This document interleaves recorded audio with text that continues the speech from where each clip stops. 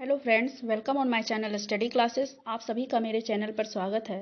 तो फ्रेंड्स, आज हम लोग गणित पेडागोजी के कुछ क्वेश्चंस को डिस्कस करेंगे जो स्पेशली फॉर आपके सीटेट एग्ज़ाम या किसी भी टीचिंग एग्ज़ाम जहां पर मैथ्स पेडागोजी से संबंधित क्वेश्चंस पूछे जाते हैं, उसके लिए ये क्लास काफ़ी इम्पॉर्टेंट है। इससे हमने मैथ पेडागोजी के हमने 2 क्लास कर चुके हैं। आज हमारा तीसरा क्लास है।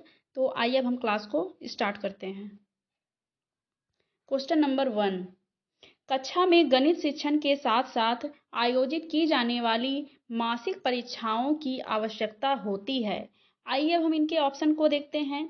छात्रों की कमजोरी दूर करने के लिए, छात्रों को वार्षिक परीक्षाएं उत्तीर्ण कराने के लिए, छात्रों को अधिक से अधिक अभ्यास कार्य करवाने के लिए, या ऑप्शन नंबर 4 है छात्रों की गणित विषय के प्रति रुचि बढ़ाने के लिए। तो इस क्वेश्चन का जो करेक्ट आंसर होगा वो होगा ऑप्शन नंबर 1 कि कक्षा में गणित शिक्षण के साथ साथ आयोजित की जाने वाली जो मासिक परीक्षाओं की जो आवश्यकता होती है वो होती है छात्रों की कमजोरियों को दूर करने के लिए।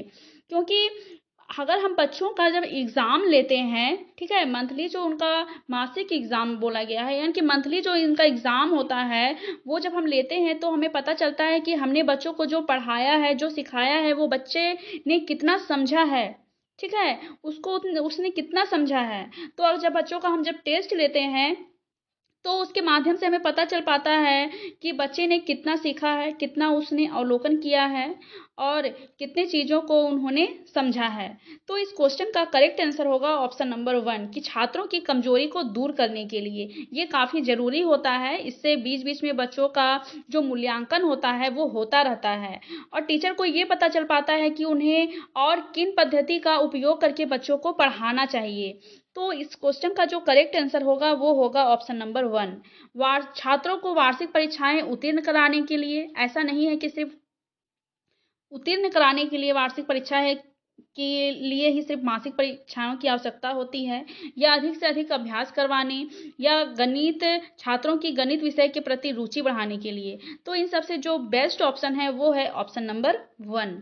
अब आइए हम नेक्स्ट क्वेश्चन को देखते हैं। क्वेश्चन नंबर 2, गणित एक ऐसा विषय है जो मानसिक शक्तियों को प्रशिक्षित करने का अवसर प्रदान करता है तथा एक सुषुप्त आत्मा में चेतना एवं नवीन जागृति उत्पन्न करने के कौशल का विकास करता है। उपरोक्त कथन किसका है?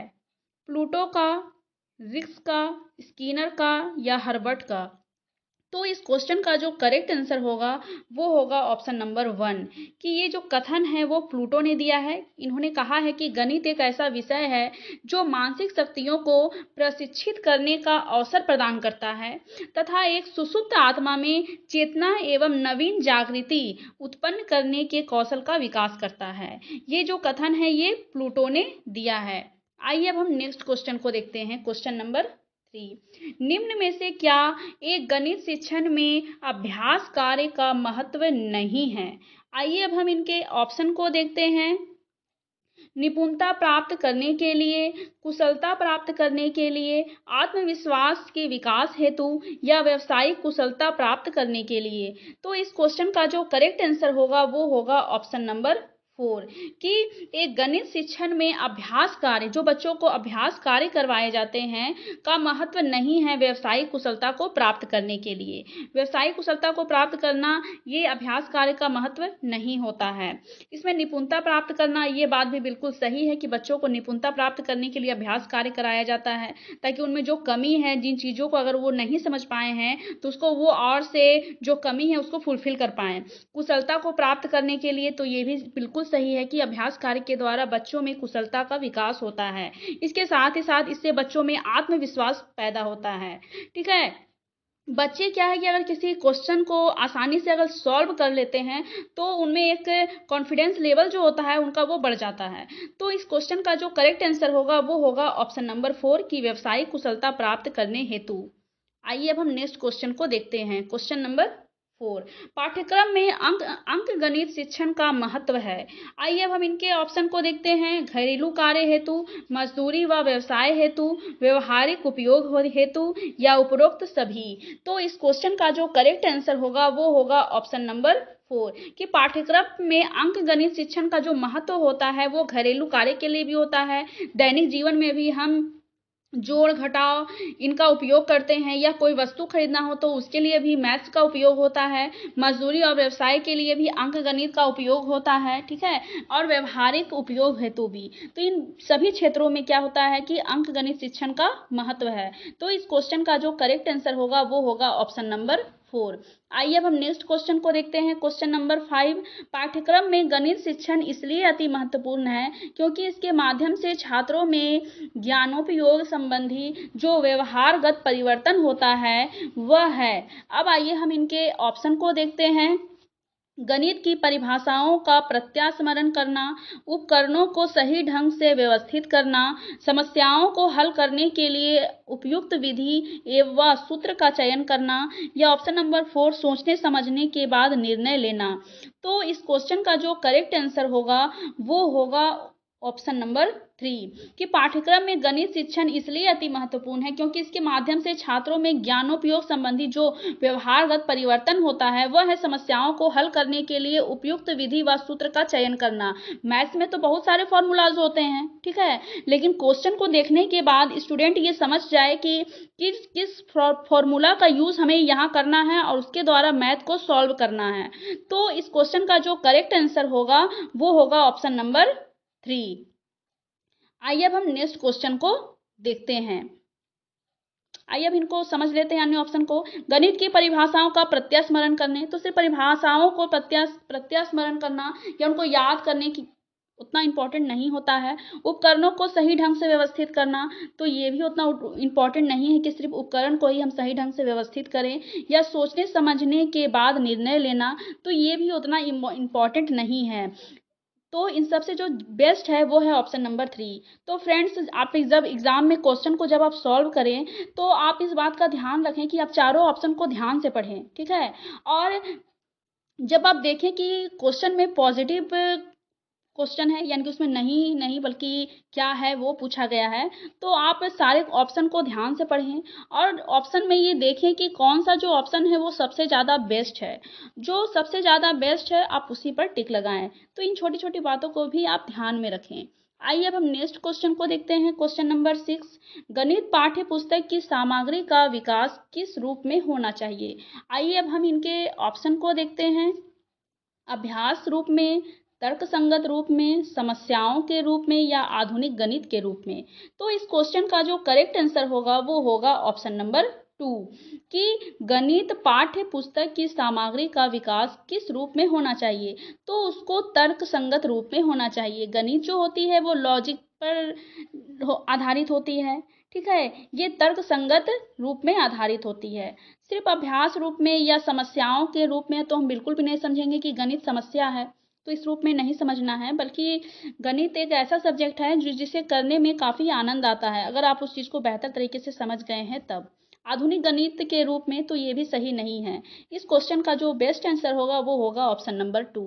आइए अब हम नेक्स्ट क्वेश्चन को देखते हैं। क्वेश्चन नंबर 7, निम्न में से क्या गणित पाठ्यक्रम के उपागम हैं। आइए अब हम इनके ऑप्शन को देखते हैं। क्रिया केंद्रित उपागम, अनुभव केंद्रित उपागम, विषय वस्तु केंद्रित उपागम, या उपरोक्त सभी।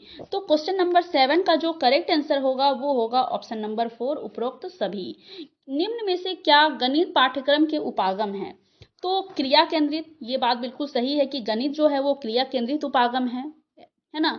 इसमें क्रिया करके बच्चों को सिखाया जाता है, या क्रिया करके चीज़ें बच्चे और भी बेहतर तरीके से सीखते हैं। उसके साथ ही साथ ये अनुभव केंद्रित भी उपागम है और विषय वस्तु केंद्रित भी उपागम है।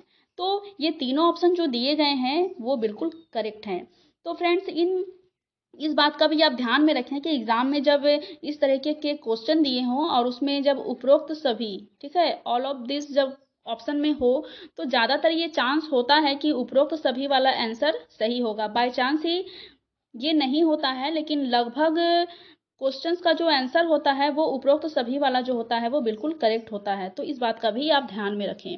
आइए अब हम नेक्स्ट क्वेश्चन को देखते हैं। क्वेश्चन नंबर 8, वर्तमान पाठ्यक्रम का दोष है। आइए अब हम इनके ऑप्शन को देखते हैं। पुस्तकीय ज्ञान पर बल, विषयों से सहसंबंध का अभाव, लचीलेपन का अभाव या उपरोक्त सभी। तो इस क्वेश्चन का जो करेक्ट आंसर होगा वो होगा ऑप्शन नंबर 4, उपरोक्त सभी।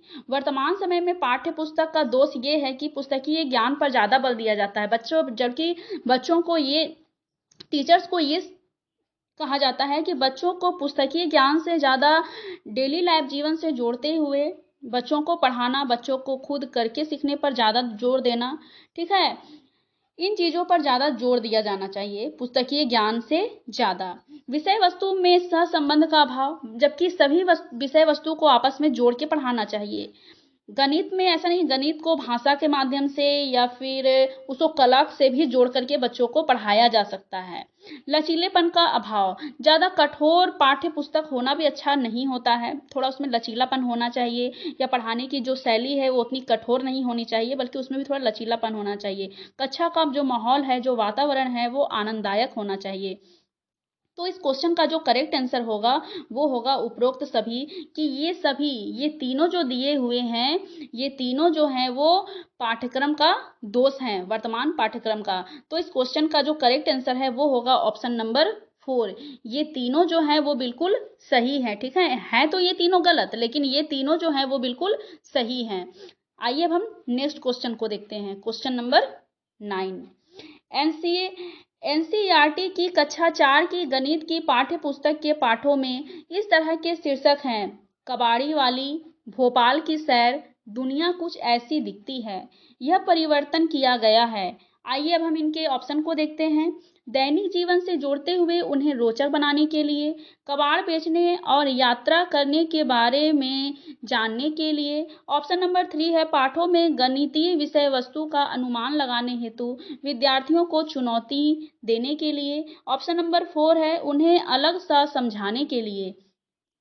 तो इस क्वेश्चन का जो करेक्ट आंसर होगा वो होगा ऑप्शन नंबर 1, कि कबाड़ी वाली, भोपाल की सैर और दुनिया कुछ ऐसी दिखती है। ये जो है ये परिवर्तन वो दैनिक जीवन से जोड़ते हुए उन्हें रोचक बनाने के लिए किया गया है। तो इस क्वेश्चन का जो करेक्ट आंसर होगा वो होगा ऑप्शन नंबर 1, कि एनसीईआरटी की जो बुक है उसमें क्लास 4 में गणित का जो पाठ्य पुस्तक है, यानी गणित की जो बुक है, उसका जो शीर्षक है वो कबाड़ी वाली या भोपाल की सैर। ये इसमें क्या हुआ कि बच्चों को दैनिक जीवन से जोड़ते हुए बच्चों को पढ़ाया जा रहा है, और जब बच्चों को दैनिक जीवन से जोड़ते हुए किसी चीज़ को समझाया जाता है या पढ़ाया जाता है तो बच्चे इसमें काफ़ी रुचि लेते हैं और उस चीज़ को वो और भी बेहतर तरीके से समझते हैं। तो इसलिए पाठ्य पुस्तक में आप देखेंगे कि बहुत सारे फिगर्स के माध्यम से बच्चों को दी रहती है, ताकि बच्चा जो है वो उनका इंटरेस्ट लेवल उसमें बना रहे, क्योंकि बच्चे जो होते हैं उनको फिगर के माध्यम से पढ़ना ज़्यादा पसंद आता है। तो इस क्वेश्चन का जो करेक्ट आंसर है वो है ऑप्शन नंबर 1, कबाड़ बेचने और यात्रा करने के बारे में जानने के लिए। तो ये ऑप्शन नहीं है कि सिर्फ कबाड़ बेचने के लिए और यात्रा करने के बारे में जानने के लिए। पाठों में गणितीय विषय वस्तु का अनुमान लगाने हेतु विद्यार्थियों को चुनौती देना, ये भी सही नहीं है, या अलग सा समझाने के लिए, तो ये भी सही नहीं है। इस क्वेश्चन का जो करेक्ट आंसर है वो है ऑप्शन नंबर 1। तो फ्रेंड्स, जब भी ऑप्शन में आप दैनिक जीवन को जोड़ते हुए बच्चों को पढ़ाते हुए ऑप्शन में देखें तो ये ऑप्शन हमेशा करेक्ट होगा, इन बात को भी आप ध्यान में रखें। आइए अब हम नेक्स्ट क्वेश्चन को देखते हैं, क्वेश्चन नंबर 10। एनसीएफ 2005 के अनुसार गणित शिक्षण होना चाहिए। आइए अब हम इनके ऑप्शन को देखते हैं। बाल केंद्रित होना चाहिए, शिक्षक केंद्रित होना चाहिए, पाठ्य पुस्तक आधारित होना चाहिए, या ये सभी। तो इस क्वेश्चन का जो करेक्ट आंसर होगा वो होगा ऑप्शन नंबर 1, कि एनसीएफ 2005 के अनुसार गणित शिक्षण जो होना चाहिए वो बाल केंद्रित होना चाहिए। ये कहता है एनसीएफ 2005, ये कहता है कि बच्चों को हमेशा सेंटर में रखना है और उसी के अकॉर्डिंग ही बच्चों को शिक्षा दी जानी है। ऐसा बच्चों के साथ नहीं करना है कि बच्चों को जबरदस्ती पढ़ाया जाए या उस पर किसी तरह का बोझ डाला जाए। बच्चों को बोझ के द्वारा नहीं बल्कि बच्चों को ऐसे सिखाना है ताकि बच्चे जो है उसको आनंद पूर्वक सीखें। पढ़ाई किसी भी तरह से बच्चों के लिए एक बोझ ना लगे, ठीक है। तो इस क्वेश्चन का जो करेक्ट आंसर है वो है ऑप्शन नंबर 1। आइए अब हम नेक्स्ट क्वेश्चन को देखते हैं, क्वेश्चन नंबर 11। पैटर्न की पहचान करना और उन्हें पूरा करना प्राथमिक स्तर पर गणित की पाठ्यचर्या का एक अनिवार्य हिस्सा है, क्योंकि। आइए अब हम इनके ऑप्शन को देखते हैं। विद्यार्थियों में सृजनात्मकता और कलात्मक गुणों को विकसित करता है, विद्यार्थियों को प्रतियोगी परीक्षाओं के लिए तैयार करता है, सुडोकू पहेली को हल करने में विद्यार्थियों की सहायता करता है। ऑप्शन नंबर 4 है, यह विद्यार्थियों में सृजनात्मकता को बढ़ावा देता है और संख्याओं तथा संक्रियाओं की विशेषताओं को समझने में उनकी सहायता करता है। तो इस क्वेश्चन का जो करेक्ट आंसर होगा वो होगा ऑप्शन नंबर 4 कि पैटर्न की पहचान करना, उन्हें पूरा करना। यानी कि आप छोटे बच्चा के क्लास में आप देखेंगे कि उनका जो बुक होता है मैथ्स का, उसमें उनको पैटर्न के माध्यम से चीज़ों को पढ़ाया जाता है। पैटर्न उसमें बना हुआ रहता है, उसके माध्यम से बच्चों को या तो काउंटिंग पढ़ाई जाती है या ऐड या सब्ट्रैक्शन, ये सारी चीज़ें जो है वो पढ़ाई जाती हैं। या काउंटिंग ही होता है जो पैटर्न के माध्यम से उसमें दिया हुआ रहता है, फिगर रहता है, उसमें पूरा काउंटिंग लिखा हुआ रहता है। तो इसको बच्चों को पहचान करने और उसको पूरा करना प्राथमिक स्तर पर गणित की पाठ्य पुस्तक का एक अनिवार्य हिस्सा होता है, क्योंकि इससे क्या होता है कि यह विद्यार्थियों में सृजनात्मकता को बढ़ाता है। इसमें बच्चा क्या होता है कि बच्चा जो क्रिएटिव थिंकिंग है बच्चा का, वो विकसित होता है और संख्याओं और संक्रियाओं की विशेषताओं को समझने में उनके सहायता मिलती है। एक तो इसमें क्या हुआ कि बच्चा संख्या को और उसमें जो कैलकुलेशंस है उनको वो समझ जाता है, लेकिन और उसके साथ ही साथ क्या होता है कि बच्चा इसमें सृजनात्मकता का भी विकास होता है। तो इस क्वेश्चन का जो करेक्ट आंसर है वो है ऑप्शन नंबर 4, विद्यार्थियों में सृजनात्मकता और कलात्मक गुणों का विकास होता है। ये भी सही है, लेकिन इस ऑप्शन से ज्यादा जो बेस्ट ऑप्शन है वो है ऑप्शन नंबर 4। विद्यार्थियों को प्रतियोगी परीक्षा के लिए, तो सिर्फ प्रतियोगी परीक्षा के लिए ही पैटर्न से सिखाना या पढ़ाना ये सही नहीं है। सुडोकू पहेली को हल करने में विद्यार्थियों की सहायता करना, तो इन सभी ये जब भी जो ऑप्शन है ये सही नहीं है। इन सबसे जो बेस्ट ऑप्शन है वो है ऑप्शन नंबर 4 कि सृजनात्मकता को बढ़ावा देने और उसके साथ ही साथ संख्या और संक्रियाओं की विशेषताओं को समझने में उनकी सहायता करना। आइए अब हम नेक्स्ट क्वेश्चन को देखते हैं। क्वेश्चन नंबर 12, राष्ट्रीय पाठ्यचर्या की रूपरेखा 2005 मानती है कि गणित में चिंतन और तर्कना का एक तरीका शामिल होता है। इस दृष्टिकोण को किसके द्वारा प्राप्त किया जा सकता है? आइए अब हम इनके ऑप्शन को देखते हैं। विद्यार्थियों को विशेष कोचिंग देना, खोजबीन उपागम का प्रयोग करना, हस्तचालकों का प्रयोग करना, संकल्पनाओं को वास्तविक जीवन से जोड़ना, विद्यार्थियों को चर्चाओं में शामिल करना। या ऑप्शन नंबर 3 है गणित की सभी पाठ्य पुस्तकों का पुनर्लेखन करना। ऑप्शन नंबर 4 है विद्यार्थियों को बहुत सारे सवाल कार्यपत्रक यानी कि वर्कशीट्स देना। तो इस क्वेश्चन का जो करेक्ट आंसर होगा वो होगा ऑप्शन नंबर 2 कि राष्ट्रीय पाठ्यचर्या 2005 ये मानती है कि गणित में चिंतन और तर्कना, ठीक है, एक ऐसा तरीका शामिल होता है कि इस दृष्टिकोण को किसके द्वारा प्राप्त किया जा सकता है। यानी कि बच्चा में चिंतन और तर्कना के विकास के लिए बच्चा को खोजबीन उपागम का प्रयोग किया जाए, हस्तचालक मतलब कि बच्चा खुद करके सीखे तो उस चीज़ को वो बेहतर तरीके से सीखेंगे। संकल्पनाओं को वास्तविक जीवन से जोड़ने, यानी कि बच्चा के डेली लाइफ से जोड़ते हुए चीज़ों को उनको बताना, उनको पढ़ाना और विद्यार्थियों को चर्चाओं में शामिल करना, यानी कि बच्चों में ग्रुप डिस्कशन जो है उसको डेवलप करना। तो ये सारी चीज़ें जो होती हैं उसे काफ़ी अच्छा माना जाता है, जिससे कि बच्चे में चिंतन यानी कि थिंकिंग और उनका लॉजिकल ये दोनों जो होता है वो काफ़ी अच्छे से डेवलप हो सके। तो इस क्वेश्चन का जो करेक्ट आंसर होगा वो होगा ऑप्शन नंबर 2, विद्यार्थियों में विशेष कोचिंग देना। या ऐसा नहीं कि सिर्फ कोचिंग उनको हम दे दें तो उनका अच्छा से थिंकिंग और लॉजिकल जो पावर है यानी कि जो डेवलप अच्छे से हो जाए, ये ऑप्शन सही नहीं है। गणित की सभी पाठ्य पुस्तकों को पुनर्लेखन करना, तो ये भी सही नहीं है। ये ऐसा नहीं है कि बहुत बच्चों को बहुत सारे हम सिर्फ वर्कशीट दे दिए और अपने काम से हम छुट्टी ले लिए। तो इस क्वेश्चन का करेक्ट आंसर है वो होगा ऑप्शन नंबर 2। अब नेक्स्ट क्वेश्चन है क्वेश्चन नंबर 13, कक्षा 3 के विद्यार्थियों को संख्या पद्धति पढ़ाने का उद्देश्य है। आइए अब हम इनके ऑप्शन को देखते हैं। संख्याओं को सैकड़ा, दहाइयों और इकाइयों के समूह के रूप में देखना और स्थानीय मानों की सार्थकता को समझना, 4 अंकों वाली संख्या के योग और व्यवकलन के कौशल को में प्रवीणता प्राप्त करना, बड़ी संख्याओं को पढ़ने के कौशल में प्रवीणता प्राप्त करना, 6 अंकों तक गुणन करना।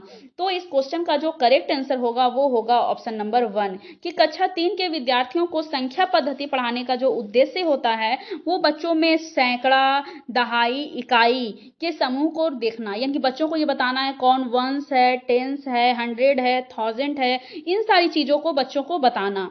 उसके साथ ही साथ उनमें स्थानीय मान है ना, बच्चों को जब हम देते हैं तो तभी तुमको पता चलेगा कि स्थानीय मान को कैसे किया जाता है, किस तरह से वंस होगा, टेंस होगा, ठीक है, फिर 100 होगा, फिर 1000 होगा। तो इस सारी चीज़ों से बच्चों में क्या है कि स्थानीय मान की जो सार्थकता है उसको हम विकसित कर सकते हैं। तो इस क्वेश्चन का जो करेक्ट आंसर होगा वो होगा ऑप्शन नंबर 1।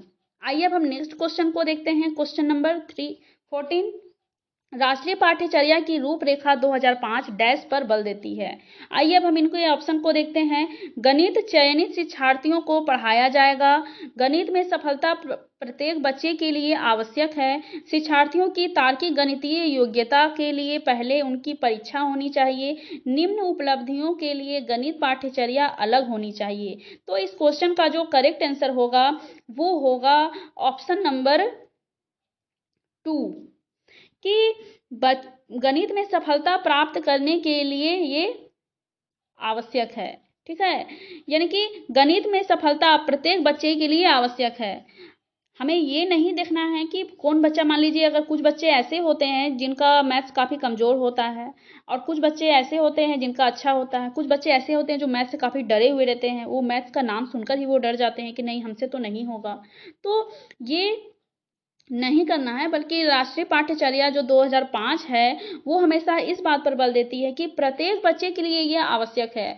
ऐसे सिखाना है ताकि वो प्रत्येक बच्चे का उसमें इंटरेस्ट लेवल जागे, बच्चा जो है वो मैथ्स की और भी उसका झुकाव बढ़े कि हमें ये पढ़ना है, हमें सीखना है।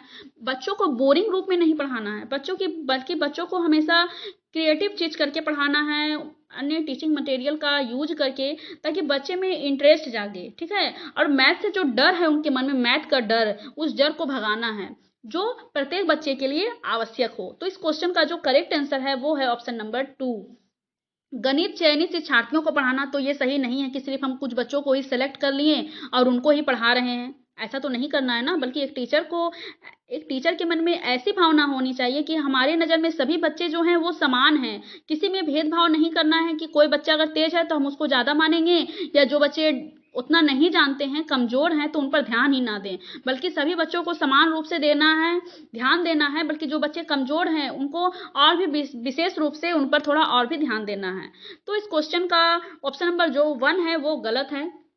शिक्षार्थियों की तार्किक गणितीय योग्यता के लिए पहले उनकी परीक्षा होनी चाहिए, तो ये भी सही नहीं है कि सिर्फ बच्चों को हम पहले उनके तर्क को जानने के लिए उनसे एग्जाम्स लें, तो ये भी सही नहीं है। निम्न उपलब्धिकर्ताओं के लिए गणित पाठ्यचर्या अलग होनी चाहिए, तो ये भी सही नहीं है।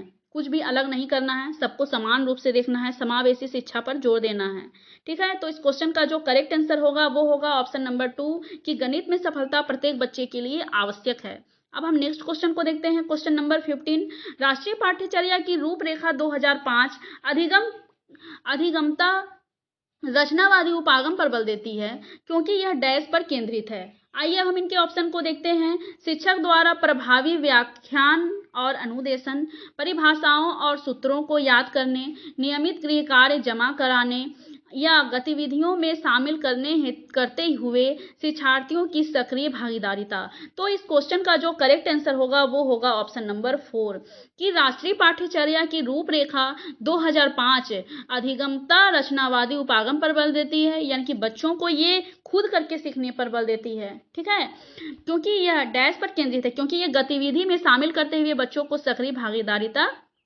पर बल देती है कि बच्चा गतिविधि करके चीज़ों को सीखे, ठीक है। मान लीजिए हम बहुत सारे, आप देखते होंगे छोटी बच्चा जो क्लास में जो होते हैं वो गतिविधि के माध्यम से जब कुछ सिखाया जाता है तो और भी वो उत्सुक हो जाते हैं उस चीज़ को सीखने के लिए। तो हम कुछ टीचिंग मटेरियल का यूज़ करके भी बच्चों को काउंटिंग सिखा सकते हैं, है ना, या उनको ऐड सिखा सकते हैं। बहुत सारे ऐसे चीज़ हैं जिसका यूज़ करके हम बच्चों को सिखा सकते हैं, गतिविधियों में शामिल करके। इससे बच्चे में क्या है कि उनमें रचनात्मकता का विकास होगा। इसके साथ ही साथ वे गतिविधि में शामिल होंगे तो वो काफ़ी सक्रिय भी होंगे, यानी कि बच्चा हमेशा एक्टिव होगा, और बच्चा एक्टिव होगा तो वो चीज़ों को और भी बेहतर तरीके से समझेगा। तो इस क्वेश्चन का जो करेक्ट आंसर है वो है ऑप्शन नंबर 4।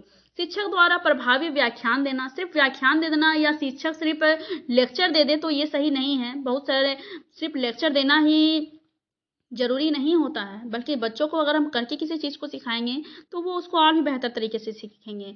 सूत्रों को याद करने पर याद करना तो बिल्कुल भी गलत है, बच्चों को किसी भी तरह का याद करने पर बिल्कुल भी ज़ोर नहीं देना है, बल्कि बच्चों को समझ के बच्चा सीखे, इस पर ज़ोर देना है। नियमित गृह कार्य जमा कराने, सिर्फ़ गृह कार्य ही बच्चा जमा करे, उस पर ही सिर्फ़ ज़ोर नहीं देना है। अगर बच्चा को हम गृह कार्य दे रहे हैं, तो ये भी देखना है कि बच्चा उस कार्य को कर पा रहा है कि नहीं कर पा रहा है।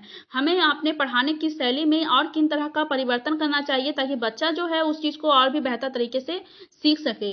तो एनसीएम जो है, वो एनसीएम 2005 है, वो रचनावादी पर ज़्यादा बल देता है कि गतिविधि में शामिल करते हुए बच्चों को पढ़ाया जाए। इस क्वेश्चन का जो करेक्ट आंसर होगा, वो होगा ऑप्शन नंबर 4। आइए अब हम नेक्स्ट क्वेश्चन को देखते हैं। क्वेश्चन नंबर 16, राष्ट्रीय पाठ्यचर्या की रूपरेखा 2005 में यह उल्लेख किया गया है कि गणित शिक्षण महत्वाकांक्षी, सुसंगत और महत्वपूर्ण होना चाहिए। यहाँ महत्वाकांक्षी से तात्पर्य निम्नलिखित में से किसकी उपलब्धि है? आइए अब हम इनके ऑप्शन को देखते हैं। गणित के संकीर्ण उद्देश्यों या इन लक्ष्यों की, गणित को अन्य विषयों से जोड़ने की, गणित के अनुप्रयोग की, या गणित के उच्च उद्देश्य यानी कि लक्ष्यों की। तो इस क्वेश्चन का जो करेक्ट आंसर होगा, वो होगा ऑप्शन नंबर 4। ठीक है। राष्ट्रीय पाठ्यचर्या एनसीएफ 2005 यह उल्लेख करती है कि गणित शिक्षण में महत्वाकांक्षी, सुसंगत और महत्वपूर्ण होना चाहिए।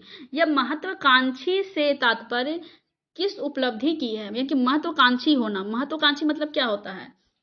जैसे कि हमारे मन में मांग क्या है कि हम सीटेट के एग्ज़ाम को क्वालिफाई करना चाहते हैं। तो ये क्या हुआ? ये हमारा उच्च उद्देश्य हुआ, है ना? ये हमारा उच्च उद्देश्य हुआ, ये हमारा लक्ष्य है कि हमें किसी भी तरह से सीटेट के एग्ज़ाम को क्वालिफाई करना है।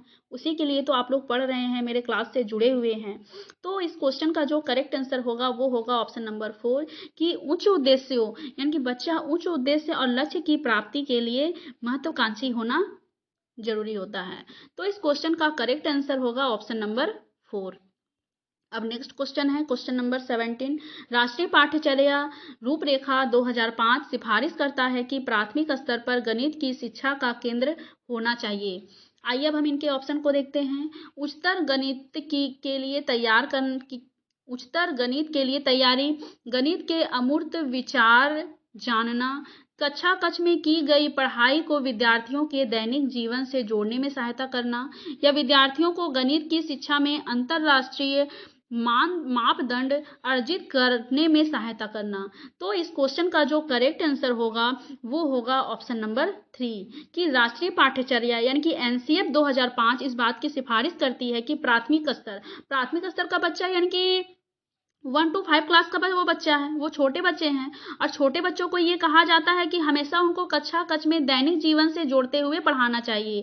बच्चों को हमेशा डेली लाइफ से, ठीक है, बच्चों को हमेशा डेली लाइफ से जोड़ते हुए पढ़ाना काफ़ी अच्छा होता है, क्योंकि बच्चे जो हैं वो इससे काफ़ी बेहतर तरीके से सीखते हैं और बच्चों को इसमें सीखने में भी काफ़ी मज़ा आता है, और गणित को वो और भी बेहतर तरीके से सीख पाएंगे। उनके मन में जो डर है गणित को लेकर, वो भी समाप्त होगा कहीं ना कहीं। तो इस क्वेश्चन का जो करेक्ट आंसर है, वो है ऑप्शन नंबर 3। अन्य ऑप्शन को भी हम देख लेते हैं। उच्चतर गणित के लिए, तो उच्चतर गणित जो है वो ऊंची कक्षा के लिए अच्छा होता है, ये छोटी कक्षाओं के लिए नहीं होगा। गणित के अमूर्त विचार को जानना, अमूर्त विचार ये भी ऊंची कक्षाओं के लिए है। और फिर है विद्यार्थियों को गणित की शिक्षा में अंतरराष्ट्रीय मापदंड अर्जित करने में सहायता करना। तो ये ऑप्शन भी सही नहीं है। इसमें जो बेस्ट ऑप्शन है वो है ऑप्शन नंबर 3, दैनिक जीवन से जोड़ते हुए। ठीक है। इस क्वेश्चन का जो करेक्ट आंसर होगा, वो होगा ऑप्शन नंबर 3। नेक्स्ट क्वेश्चन है क्वेश्चन नंबर 18, राष्ट्रीय पाठ्यचर्या रूपरेखा एनसीएफ 2005 के अनुसार प्राथमिक विद्यालयों में गणित पढ़ाने का मुख्य उद्देश्य निम्नलिखित में से कौन सा नहीं है? इस क्वेश्चन में नहीं दिया हुआ है, तो जब क्वेश्चन में नहीं पूछे तो आप और भी ऑप्शन को ध्यान में पढ़ें। ठीक है। बच्चे की सोच विचार प्रक्रिया को गणितीय रूप देना, तो ये ऑप्शन बिल्कुल सही है कि एनसीएफ जो है वो इस बात पर जोर देता है कि बच्चे की जो सोच विचार की जो प्रक्रिया है उसको गणितीय रूप दे। बच्चे के संदर्भ में गणित का वर्णन करना, तो ये भी ऑप्शन बिल्कुल सही है कि संदर्भ में गणित का वर्णन करना। बच्चों को संदर्भ में जब चीज़ें बताई जाती हैं तो उस चीज़ को वो और भी बेहतर तरीके से सीखते हैं। समस्या समाधान के कौशल को बढ़ाना, तो ये भी बिल्कुल सही है कि बच्चों में प्रॉब्लम सॉल्विंग की जो क्षमता है उसको विकसित करना। गणित में उच्चतर पढ़ाई की तैयारी करना, तो प्राथमिक स्तर पर उच्चतर पढ़ाई की तैयारी करना ये ऑप्शन सही नहीं है। ये ऊंची कक्षाओं के लिए ज़्यादा बेस्ट होता है। तो इस क्वेश्चन का जो करेक्ट आंसर होगा वो होगा ऑप्शन नंबर 4, जो नहीं है वही सही है। आइए अब हम नेक्स्ट क्वेश्चन को देखते हैं। क्वेश्चन नंबर 19, गणित की भाषा का महत्व है। आइए अब हम इनके ऑप्शन को देखते हैं। शारीरिक कौशल के विकास के लिए, संप्रेषण कौशल के विकास के लिए, तर्कात्मक कौशल के विकास के लिए, या ऑप्शन नंबर 4 है 1 एवं 3 दोनों। तो इस क्वेश्चन का जो करेक्ट आंसर होगा वो होगा ऑप्शन नंबर 4, कि गणित की भाषा का जो महत्व है वो है शारीरिक कौशलों के विकास के लिए और तर्कात्मक कौशलों के विकास के लिए। तो इस क्वेश्चन का जो करेक्ट आंसर होगा वो होगा ऑप्शन नंबर 4। आइए अब हम नेक्स्ट क्वेश्चन को देखते हैं। क्वेश्चन नंबर 20, निम्न में से कौन सा विकल्प गणित की भाषा की झलक है। आइए अब हम इनके ऑप्शन को देखते हैं। राम और सीता जा रहे हैं, श्याम हापुड़ जा रहा है, यात्रा के दौरान मीरा ने 10 किलोमीटर की दूरी पैदल तय की, श्याम और मोहन दोनों भाई हैं। तो इस क्वेश्चन का जो करेक्ट आंसर होगा वो होगा ऑप्शन नंबर 3, कि गणित की भाषा की झलक किसमें दिख रही है। तो यात्रा के दौरान मीरा ने 10 किलोमीटर की दूरी तय की, ये जो है ये क्या है, ये गणित की झलक जो है वो इस ऑप्शन में झलक रही है। ठीक है, कि वो मीरा ने 10 किलोमीटर की दूरी को तय किया है। तो इस क्वेश्चन का जो करेक्ट आंसर होगा वो होगा ऑप्शन नंबर 3। राम और सीता जा रहे हैं, तो जा रहे हैं तो इसमें कुछ मैथ्स का कोई कैलकुलेशन तो हमें नहीं दिख रहा है। श्याम हापुड़ जा रहा है, तो इसमें भी कुछ मैथ्स का कैलकुलेशन नहीं दिख रहा है। श्याम और मोहन दोनों भाई हैं, तो ये भी इसमें भी मैथ्स का कुछ भी कैलकुलेशन नहीं दिख रहा है। मैथ्स की जो कैलकुलेशन है या उसकी जो झलक है वो ऑप्शन नंबर 3 में दिख रही है, कि वो 10 किलोमीटर की दूरी, मीरा जो है वो 10 किलोमीटर की दूरी पैदल तय कर रही है। तो इस क्वेश्चन का जो करेक्ट आंसर होगा वो होगा ऑप्शन नंबर 3। तो फ्रेंड्स, आज हमने 20 क्वेश्चन को डिस्कस किया है मैथ्स पेडागोजी के, और आपके कितने क्वेश्चन सही हुए हैं ये आप कमेंट बॉक्स में ज़रूर बताएं कि आपने कितने क्वेश्चंस को सही किया है। और आप ये ज़रूर बताएं कि आपने क्या सीखा। ठीक है, अगर आपको कुछ चीज़ें समझ में नहीं आती है तो आप कमेंट बॉक्स में ज़रूर कमेंट कर सकते हैं, और आप अपना फीडबैक ज़रूर दें, क्योंकि आपका जो फीडबैक है वो मेरे लिए काफ़ी इम्पॉर्टेंट है। और अगर आपको मेरी वीडियो अच्छी लगती है तो मेरी वीडियो को आप लाइक करें, एंड अगर आप मेरे चैनल पर नए हैं तो मेरे चैनल को सब्सक्राइब करें। और आप ऐसे ही रोज़ डेली क्वेश्चंस की प्रैक्टिस करते रहें, जिससे कि आपका जो डेली है कुछ ना कुछ तैयारी होता रहे। क्वेश्चंस की प्रैक्टिस सीटेट के एग्जाम में खासकर प्रीवियस ईयर क्वेश्चंस काफ़ी इंपॉर्टेंट है, इसको आप बिल्कुल भी स्किप ना करें। प्रीवियस ईयर क्वेश्चन से अक्सर एग्जाम में क्वेश्चंस आते हैं, तो प्रीवियस ईयर क्वेश्चन इस हिसाब से आपके लिए काफ़ी इंपॉर्टेंट हो जाता है। तो अगर आपने प्रैक्टिस सेट नहीं ली है तो आप प्रैक्टिस सेट लें। और जैसा कि मैंने आप लोग को पहले भी वीडियो में बताया है कि आप आर गुप्ता का ले सकते हैं, उनमें कम गलतियां होती हैं। गलतियां तो वैसे सभी बुक में होती हैं, लेकिन उनमें कुछ कम गलतियां पाई जाती हैं। तो आप प्रैक्टिस सेट लें और क्वेश्चंस की प्रैक्टिस करें और उसको रिवाइज करें, और इस तरीके से क्लास को आप देखते रहें, जिससे कि आपका जो डाउट है वो भी धीरे धीरे कम हो जाए। और मैथ से बिल्कुल भी नहीं डरना है। ठीक है, इसमें जो 50 नंबर का जो पेडागोजी आएगा उसकी आप अच्छे से तैयारी करें, जिसमें कि आप 15 नंबर तो आप एकदम आप ले जाएं, आपसे कोई भी छीन ना सके 15 नंबर। ठीक है, और इसके साथ ही साथ अगर आपका कंटेंट थोड़ा बहुत अच्छा है तो और भी इसमें नंबर आ सकते हैं। तो फ्रेंड्स, इस तरीके से आप क्वेश्चंस की प्रैक्टिस करते रहें। मैं नेक्स्ट वीडियो जल्दी ही अपलोड करूँगी। आज के लिए बस इतना ही। Thank you.